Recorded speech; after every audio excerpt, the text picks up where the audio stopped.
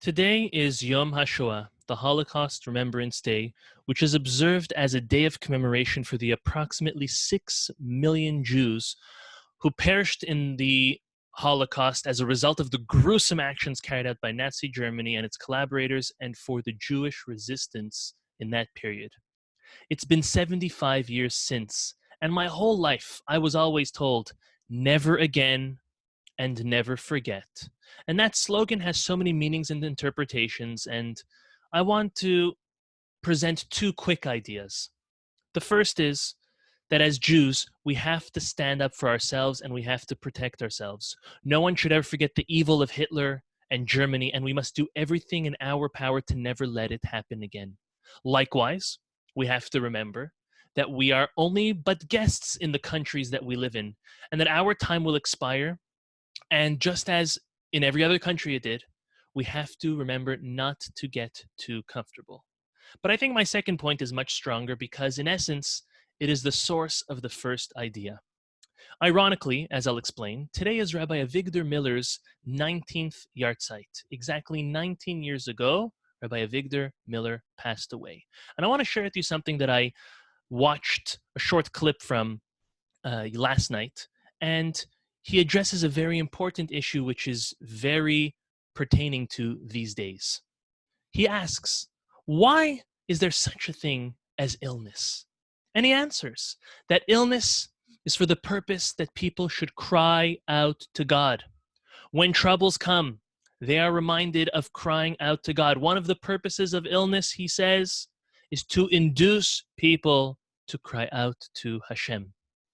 He says, King David writes in Tehillim chapter 14, verse 2, he writes, Adonai mishamayim hishkif al bnei Adam. Hashem looks down from the skies to see. Hayesh maskil doresh et Elohim.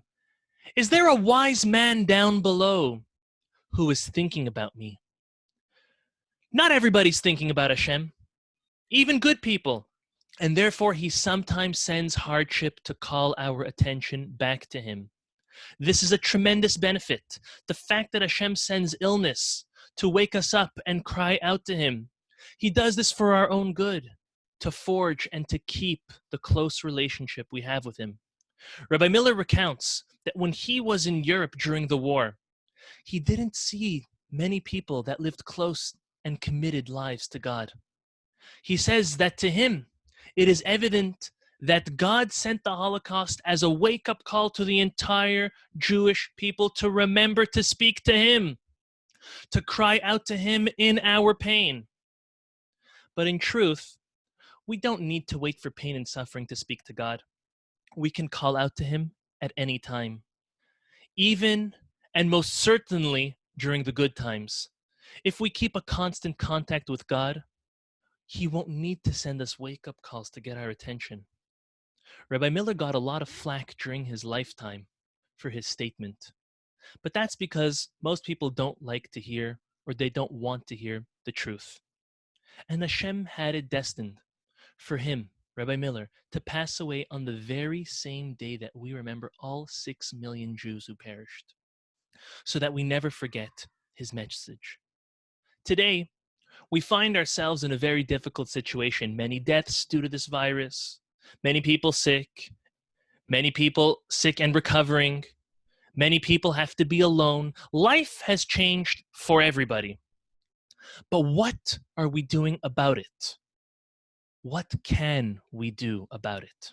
I think today on Yom Hashoa, the day that we are committed to never again and never forget, we need to internalize, amongst all the pain and sadness, along with the mourning of all those precious, holy souls who we lost, we never forget why Hashem sends pain and illness our way.